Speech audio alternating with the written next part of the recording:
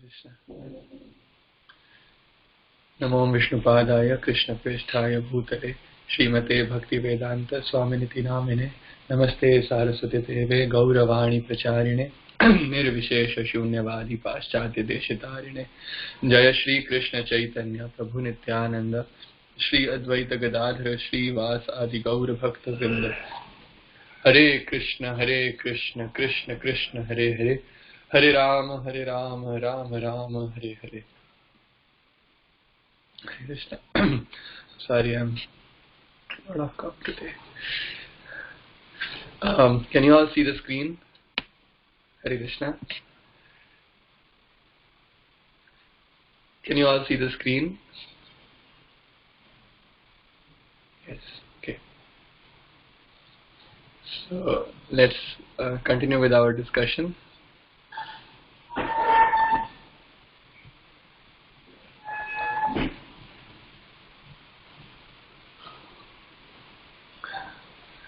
So yesterday we discussed about the temporariness of the world. Today we are going to discuss original wonders of creation. Where is the miracle? Okay. So we have been discussing how the nature around us can inspire us to go deep and ask fundamental questions about my existence, about existence of this universe, and how everything is designed. Everything is working. So this is one section where there are examples given what actually incite the curiosity of everybody. Like everybody, when they see this phenomena happening around us, they become very amazed at how wonderful is this. We'll read this. There are 8.4 million different varieties of species in this world, as explained in Padma Purana, one of the Vedic literatures. Each bodily form evolves from a single cell. Let's look at the human body that evolves only from one cell, a combination of half of mother's cell and half of father's cell at the time of conception.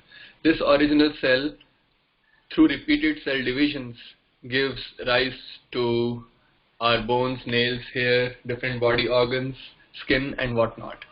Plants also grow like this. Every form of life, whether insects, birds, reptiles, etc., follow the same process.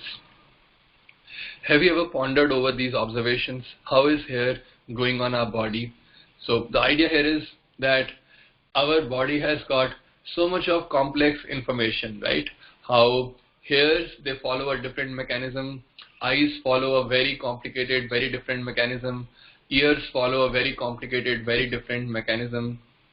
And every part of the body is seemingly performing wonderful procedures or functions. But if you wonder, this all complicated information, originally where was this all located? In just one cell, right? So this is development of a fetus or development of a baby inside the womb, that this baby looks very developed, but this one single cell, or half the mother's cell, half the father's cell. So, but the amount of information which is there in the effect, it has to be there in the source as well, right? We discussed about source and effect. If the cause or the source does not have some information, how can the effect have that information, right? I gave the example of, let's say, in the exam, Rajat answered all the questions perfectly. So this means he knows the answers, right? So it is not possible that Rajat did not know any answer and somehow his answer sheet has got all the answers correct. That is not possible. That will only imply that Rajat was not the source, which means somebody else did it for him. Okay, so, but source must have the information which is there in the effect, right? That's the idea. So here we see the effect is the body, which has got all the complicated organs, and the source is that cell. So the miracle is that even if we can observe this process of development of living body within a single cell, we cannot replicate this process. Yeah, scientists can only play with what God has already given. Scientists can only little bit manipulate and cure some diseases, whatever limited capacity they can, but they cannot create the whole process on their own. We can use genetic manipulation and produce more fruits and vegetables. We can put more urea in the field and grow more yield. This kind of manipulation we can do, but we cannot self-replicate the process the way nature self-replicates. This particular aspect of nature has attracted many thinkers. And how this complicated human being and then can reproduce more human beings like himself and herself, right? This is the idea. Let's ponder on this section a bit more. Mm.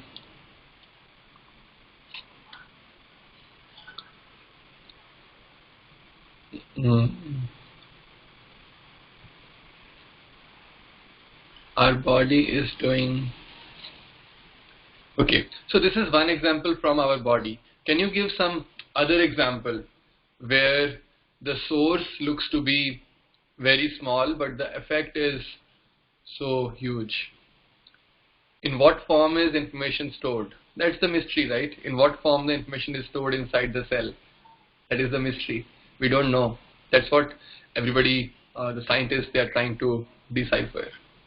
Seed of a tree, very good example.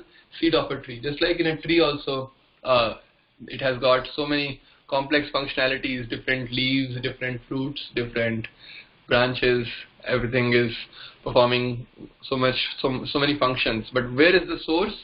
Just one small seed. One small seed contains the entire information, right? So this apparently small seed, you take a very small seed of, let's say, mustard, and you put it in the soil and you get a mustard plant. And then you take a similar looking seed of some other plant, and then you get something totally different, right? So that information is there in the seed only, right? I'll tell you one nice story in this regard. There was once, you've heard the story of Brahmana and the cobbler, right? So this Brahmana, Naradji tells him that in Vaikuntha, Lord Vishnu is trying to pass an elephant through eye of a needle. Means a needle is so small and the eye of the needle is further so small, and Naradji says that Lord Vishnu is trying to pass an elephant, a huge elephant, from this eye of the needle to the other side. So this Brahmana, although he is very pious, very strictly practicing, but still he does not have that knowledge of absolute truth. So he thinks, how can this be possible, right? So he doesn't understand the tattva of Krishna. And on the other hand, there is a cobbler who is apparently illiterate, right? Cobbler means he just knows how to make shoes and how to repair shoes, and he apparently does not know what is absolute truth and all this. But he is engaged in chanting. He's doing his cobbler duty, and he is chanting Krishna's name all the time. So by chanting, all the knowledge gets revealed, and he is very advanced in transcendental science. So when Naradji tells him that Krishna is trying to pass an elephant through eye of the needle, so he immediately accepts. Oh yes, very nice. See how wonderful is my Lord. He can do anything. Naradji says, don't you doubt this? He says, how can I doubt it? Because you see, he was sitting under a tree. He said, see this huge tree, it was ultimately inside one small seed, right? All the information was there inside this small seed. If the Lord can do that kind of compression, like complicated information all compressed into just one small seed, and how difficult it is for Lord to pass an elephant through the needle's eye, right? So if we understand this point, that for Krishna nothing is impossible, so we can appreciate that he is capable of doing anything. Nothing is beyond him. Right? He is the supreme powerful. He can do anything. Okay. Any more examples you want to share of compression? this compression which is existing in the nature. Any more examples? This was a good example, seed of a tree. More examples?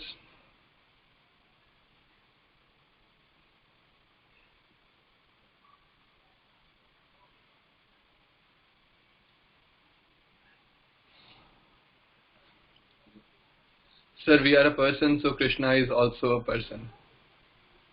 Okay, where is the compression here? Oh, you are saying that we are the effect. Quality, yes. We are the effect, Krishna is the source. Since it is there in the effect, so it must be there in the source also, yes. So when so much information of personality, the personal traits are there in us, so it must be there in our source as well. And who is the source? That is Krishna. Yes, very good. Very good. That is a very nice example of how source and effect are related. It is possible that some information is not there in the effect, but it is there in the source, right? For example, if I go to exam, I know some answer, but let's say time was over, I could not write in the examination sheet. So the professor will see the answer notebook and he will see, oh, this person has not solved it, so he does not know, right? But actually it is possible that the student knows it. It's just because of some other reason he could not transfer that information there, right? So similarly, Krishna is infinite. He has got so many wonderful qualities, so many wonderful kinds of information, but what is passed on to us is a very small subset of it. So qualitatively we are similar, but quantitatively huge difference. And even in qualities, most of good qualities which are there within him, they are in very small quantity and sometimes even not there within us, right? Okay. Self-replicating machines. So this idea of self-replicating human beings or trees, this inspired a mathematician, John von Neumann, and he came up with the. Okay, Dheeraj has a question. Why bad quality comes to us? Okay, so bad quality is basically the absence of the good quality. So bad quality is the absence of good quality. For example, and it is like when a good quality is mixed with some of my selfishness, it becomes bad, right? Take any quality, let's say the quality of anger. So quality of anger means things are not going in the right way, and I express my feelings that, oh, this should be done in the right way, in this way. And then when it is mixed with some selfishness, that I think the right way is what suits my selfish interest, right? And then I become angry and it becomes a bad quality, right? So all the bad qualities, they are because of, like, let's say copying in the exam. It's a bad quality, but it is the spirit of collaboration contaminated with my selfish desire to get undue marks, which I don't deserve. I want to get those marks. So that becomes cheating, copying, which is a bad quality. But otherwise, collaboration is a nice thing. When we learn from each other, that's a nice thing. But when we mix it with our selfishness, it becomes a bad quality, right? Similarly, what are the bad quality you can think of?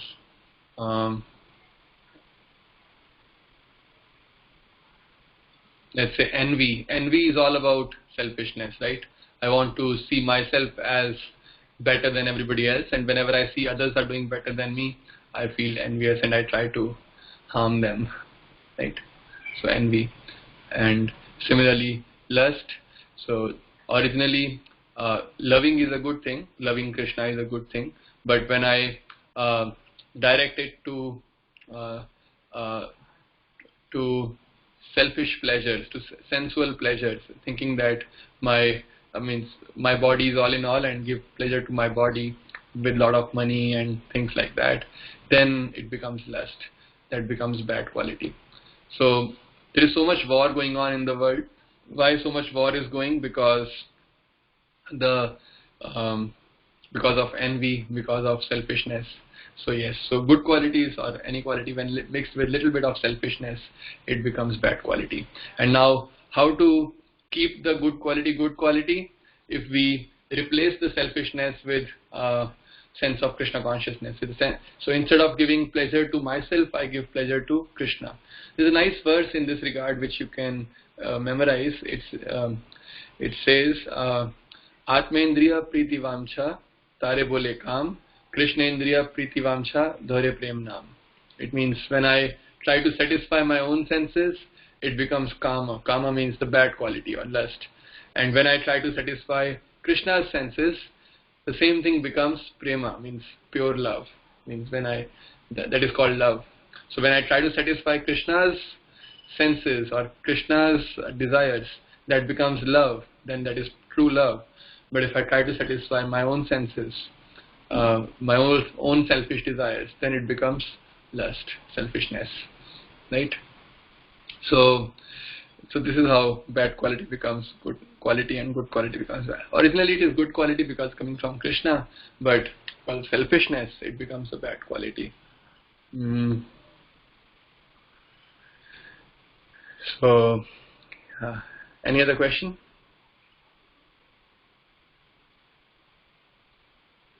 Okay. So okay, let's start reading this one. A self-replicating machine is a construct that is capable of autonomously manufacturing a copy of itself using raw materials taken from its environment, thus exhibiting self-replication in a way analogous to that found in nature. A detailed conceptual proposal for a physical non-biological self-replicating system was first put forward by mathematician John von Neumann in lectures delivered in years, and when he proposed a kinematic self-reproducing automaton model as a thought experiment. So von Neumann thus dreams that one day a single automaton, a computational machine with a single memory, will grow in terms of hardware as well as software, such that this machine will be a Nobel Prize winner. This dream has its inspiration in the way the human body evolves, as explained in this section. The human body evolves from one cell, both in terms of hardware and software, bodily growth and mental and intellectual growth. So we can create a machine that starts from a single automaton, and this machine grows in terms of hardware, in terms of size, and also in terms of software. In other words, becomes intelligent. So this is the idea that he says, how is it possible that we start from a single cell and then we keep growing, not just in body but also in our intellectual power, in terms of our problem solving ability, let's say, right? And it becomes so intelligent, then one day we get Nobel Prize, right? So how is this possible? So this is the quest which John von Neumann has put in front of the world. Can you do that? This is he formulated the problem of self-replicating in terms of real world challenge. Okay, the question is, how can a machine grow in terms of hardware? Yes, so self-replication at the level of hardware is very difficult, and nobody has, I don't think anybody is doing it, or anybody is working towards that. But the self-replication in terms of software, that is something which people are aspiring for. So that's what John von Neumann said, that okay, growing in terms of hardware is very difficult, that is a later problem. Let's simplify it and work with only at the level of software, right? So to give you a rough example, these days people are talking of AI. AI machines can learn and they can grow. Means, let's say you take a machine which knew nothing. It cannot play, let's say, the game of Go or the game of chess. And slowly, when it sees more and more examples, it learns so much so that it becomes better than the grandmaster, whether it is chess grandmaster or whether it is AlphaGo or Go grandmaster, right? So this is thought of this line of research was set forth by John von Neumann. Can we do it at least in terms of machines? Machines can learn. Okay, and in terms of hardware, it's difficult. I don't think anybody has tried it. It's like our body grows in hardware, right? So it's a real challenge. Okay, but even in software, nothing has been done much. So the way they solve the game of Go or chess, it's very mechanical, very brute force. It's not intelligent at all. Machine is not intelligent, means we are designing algorithms to do it, and we are feeding the machine with lots and lots of data for a specific task, and the machines cannot generalize very well, and it's very brute force as of now. It's just like memorizing certain things and then using that memory to play. For example, you play million games of chess, and you know, let's say out of 1 million games, 50,000 of them, let's say you won, and those 50,000 games you memorize. And whenever a new game comes, you try to see, oh, where was this? Have I seen this move in the past? And you try to answer from that side. So machines are really very good in memorizing. That's what they are trying to do. A lot of memorizing. It's quite brute force. There is no, as of now, there is no semantics involved there. Okay. Okay. Now further, John von Neumann challenge. So he's saying, if we can make machines which can grow in terms of intelligence or in terms of hardware, then one may claim that there is no need of God, that God is irrelevant entity, right? Somebody can say, like, if you can make a machine just like it learns game of Go, if it can learn also, let's say, any game or any task which we do in the world, then we say, oh, what is the need of God? But then, however, even if such a machine is ever created, it cannot solve most of our problems, especially those related to hunger and food production, which are rated topmost among world development issues. So sir is saying, even if you make such a machine which is self-replicating, but still it won't help us much. It won't help us in any way, right? How will it help us? So what we need, the major problem is food security, like these days because of corona, again health security, and machines do not produce food that will sustain the creation. On the other hand, cows, they eat grass and give us milk. If we maintain cows in a healthy manner, food security will be guaranteed. Right? Still, our machine, we cannot make machines which can produce food, right? So what is the use? What is the use of boasting that, oh, see, we have made a machine which can solve the game of Go? What is the use? Rather, we can see nature already has self-replicating machines. Why not live in harmony with that, right? So nature has given us a beautiful environment. Cows are there which take care of us so nicely. Trees are there which help us in sustaining. So many animals are there who are a part of this biological system and help the world sustain.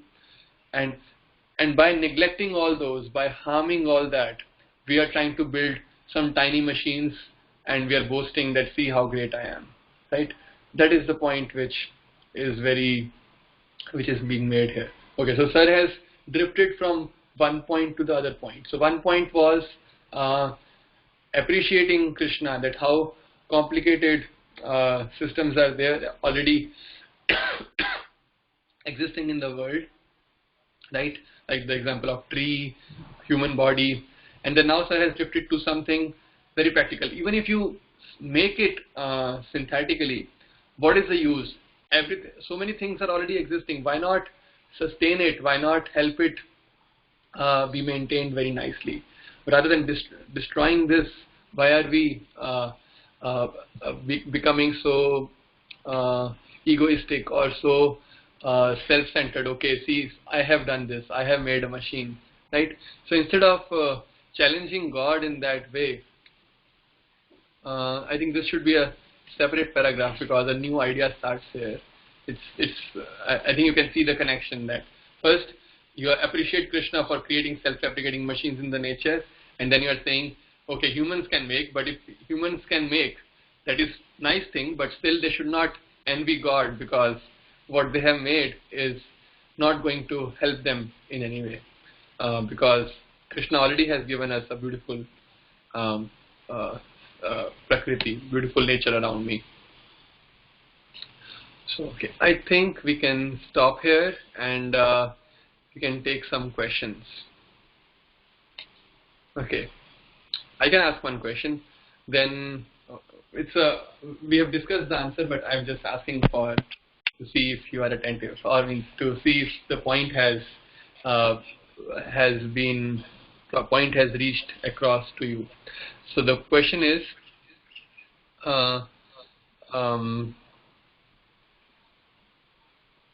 then why should we try to make a self-replicating machine, self-reproducing machine?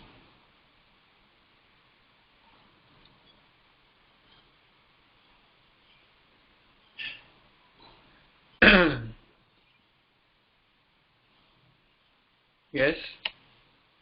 So why should we make such a machine, which can grow in terms of hardware, software? Why should we aspire to make such a machine?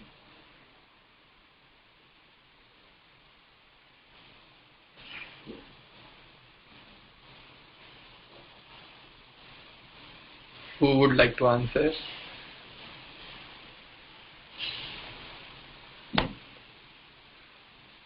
To reduce the human work.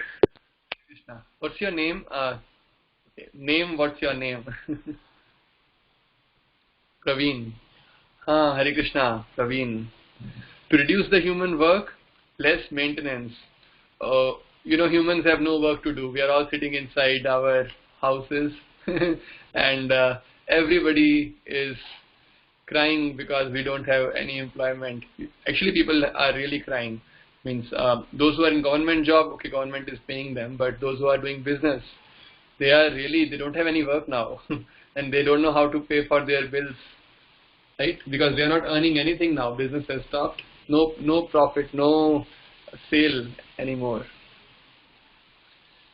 So to reduce the human work, you don't means not a very good motivation, because people are already very lazy. See, people made Alexa. Okay, I was also working with Amazon, Alexa. But what Alexa has done mostly, it has made world very lazy. Earlier people had to people had to get up from their bed to turn on the light or turn off the light. Now they don't even need to do that. They will just keep lying in the bed and just pass commands. Oh Alexa, turn on the light, turn off the light. Alexa, order food for me from whatever food supplying company. And Alexa, order this from Amazon. People have become more lazy and more unhealthy. Yes, people are very unhealthy. In US, because there are so many gadgets and people are really, they don't work. They just like to eat and lie down in the couch. So that's what they become very unhealthy. Generally, they suffer from obesity. Obesity means overweightedness. It's a big problem in America. Obesity, huge problem in America. Their food habits are so bad. Their exercise they don't do exercise. So general populace is very unhealthy in that regard. So to reduce work, it is not a good motivation, and somebody can do research in that direction, but it is harming more than helping the society. Machines make life easier. That's what we discussed. It is not very useful these days. Means every technology brings with itself some good points, but many bad points, many bad things also. Uh, there are good uses as well. There are good uses as well. Like we are using this chatting platform to talk and discuss Bhagavad Gita. We are using like these days when there is a lockdown situation, we can still function very efficiently because there are machines and gadgets, and we can order things, we can do our work from home. So they have made life easier in that sense, but that is not the main motivation of doing this research. Okay, Abhishek was saying to then show the difference between machines and us. Okay, but why do you want to see that difference? What is the motivation to see the difference? Sometimes people say that universe is an accident, parallel to the Rajat getting all the options correct by guesswork. Yes. I think this is a very thoughtful answer, Archit Prabhu, thank you. That yes, we see, so an intellectual, he's always asking questions which make him better and better. An intellectual is always asking questions which help him understand the nature of the self, the nature of the world, the nature of God better and better. So there are on one side we have people who are so ignorant they don't ask any questions. Like to them, just eating and sleeping, mating, defending, that is it, that is life, and that's what they do all through their life and die. So on the other hand, we have people who are let's say God-fearing, or they have faith in God, but their faith is very unscientific, you can say. Means its faith is there, but it's very shallow. Why? Because they may say, oh, God is so great, but if you ask how God is great, they cannot tell, right? But a thoughtful person is he who analyzes one situation from various angles, different angles, and sees, oh, how does it make sense? How does this way? How does it make sense in this way? So he asks so many questions, and that is the sign of an intellectual. An intellectual human being, he will always ask very difficult to answer questions, and he will try to look for those answers. Let's say this is a question, okay, that how is this universe formed? So you may memorize some answer, okay, God created the world, right? Because I have read it in Bhagavad Gita, or I have read it in Bible that God made the world, so it must be true. But an intellectual will ask questions, okay, what is the meaning of creation, right? First of all, what is the meaning of the world? What is the meaning of creation? And then you will say, okay, somebody must have made, somebody must have created the world. So first, let's understand the meaning of creation. So that creation is the process of information transfer. Or this is the process, the creation, the kind of creation which we are discussing. That how self-replicating machines. These machines are not ordinary machines; they are self-replicating machines. Okay, I think things. So okay, I think there are two things in terms of intellectuals. There are one kind of intellectuals who just do intellectual work as a jugglery, as just to satisfy their ego, or to they analyze things in different directions, but just to show themselves that how great thinkers they are. On the other hand, we have the other kind of thinkers who do this jugglery to understand the self better, to understand Krishna better, to come closer to Krishna. So these two kinds of thinkers are there. So we should be always careful not to become those thinkers who just do analysis to show themselves as great, or just for to show off mostly.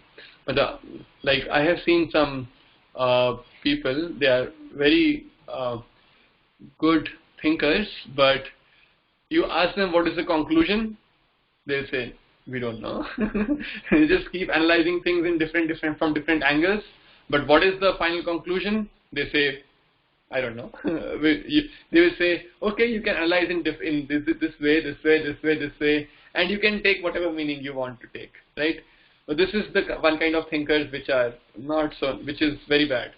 So that is what Krishna says in Bhagavad Gita, that amongst the philosophers, what is Krishna? So in the 10th chapter, Krishna says, amongst the philosophers, I am dash. Who can answer? Or among the logicians or philosophers, basically. Krishna says, I am dash. I have given you the hint that these are the people, great logicians, great philosophers, great thinkers. They analyze things very nicely from different directions, but they don't have what?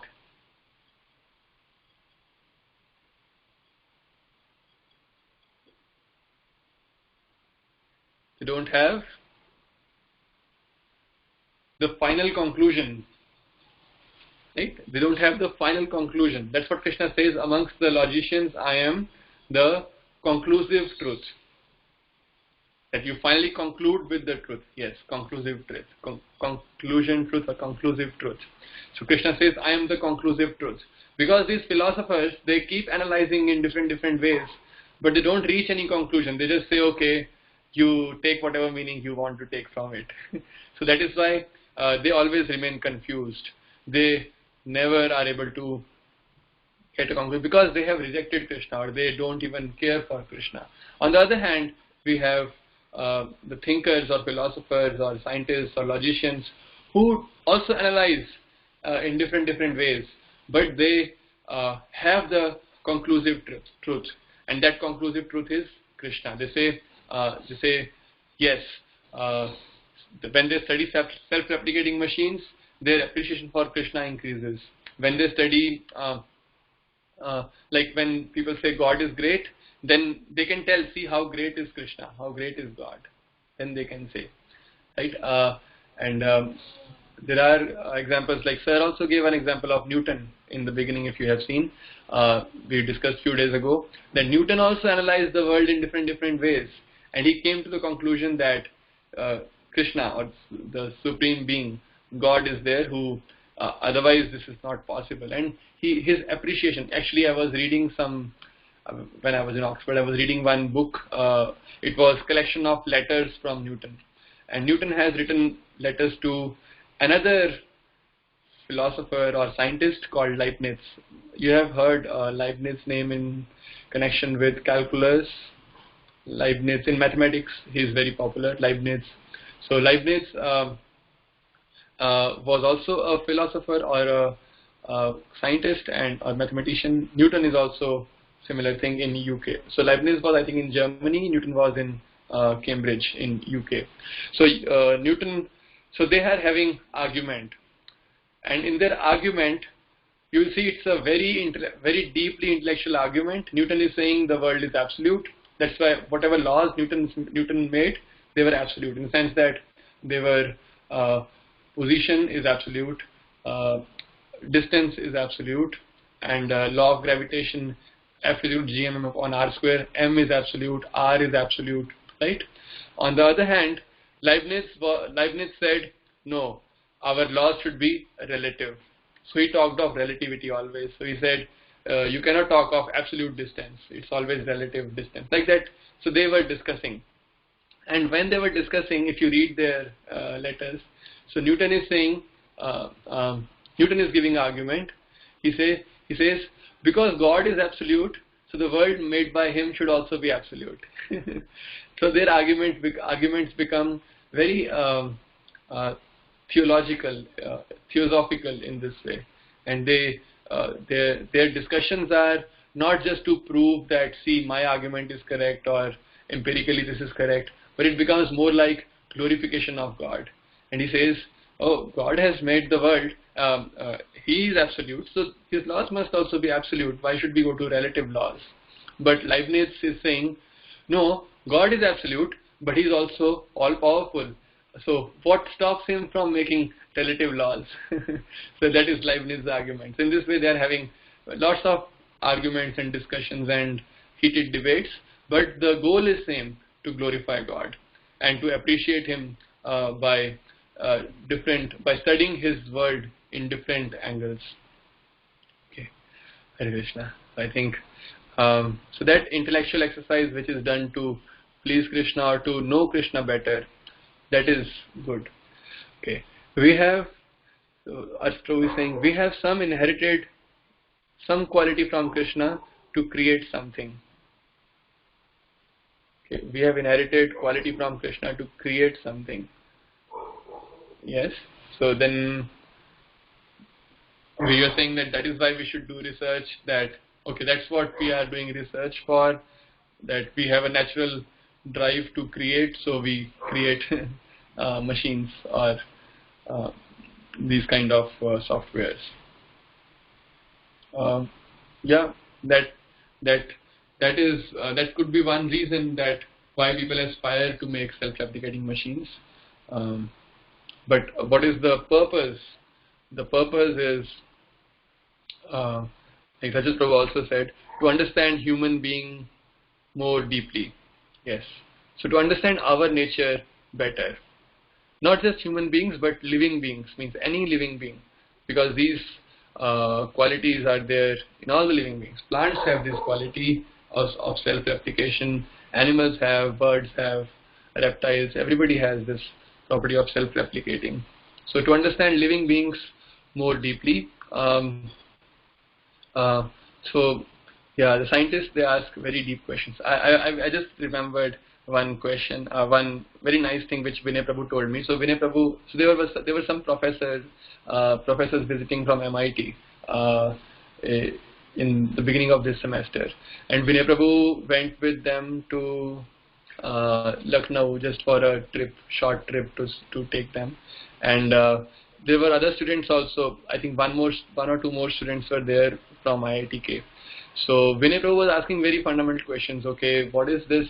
Because he worked in physics, he worked in quantum field theory, let's say. And Vinay Prabhu asked him questions like, why do you think this quantum field theory is the right theory? Why do you think it explains the world in this way? Why can't we have this kind of a theory? And like that, Vinay Prabhu was asking very, very fundamental questions, which generally, like as you know, nobody asks. People will only ask very shallow questions, right? Like people come to me, they ask, oh, how can I learn machine learning? I said, why do you want to learn machine learning? Oh, I want to get a certificate so that I can get a good job. Or I want to get a recommendation for this internship. Or can I make a machine which can answer this kind of question? I said, oh, but this machine already is being made. Yeah, I will also, maybe I can do a little bit like this, little bit like that, and I will make a little bit better than that. I mean, it's very shallow questions.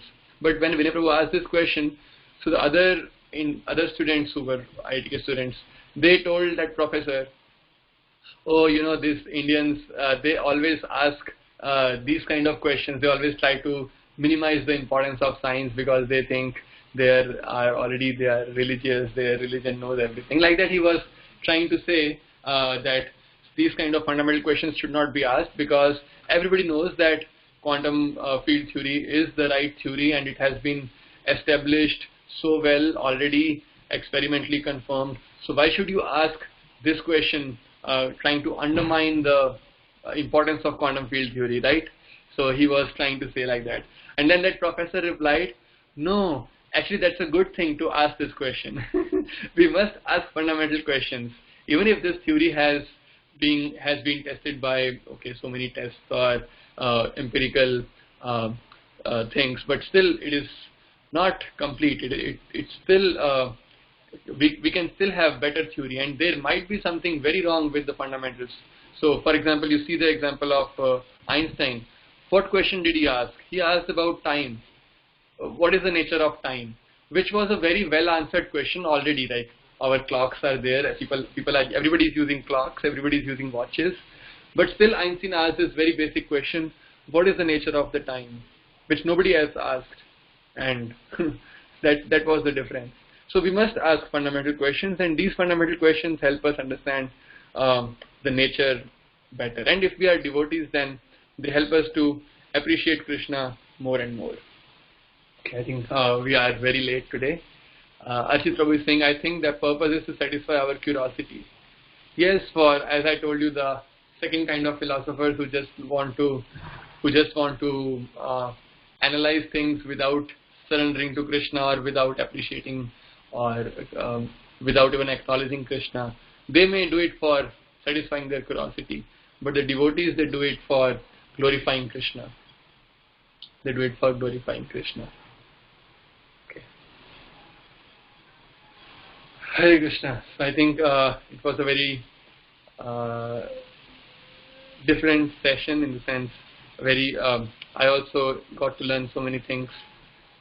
I hope if you have any questions, then please ask. Otherwise, we can stop here.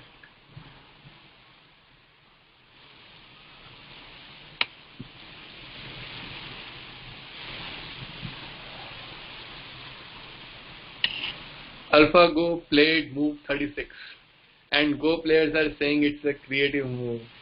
So machine can think like humans.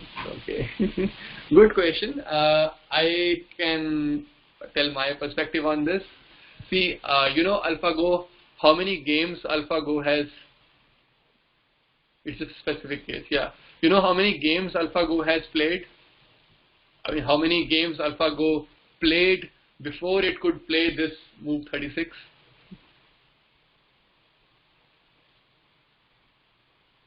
How many games AlphaGo or the software played to learn this game, so that ultimately he could play this move 36? It's millions of games.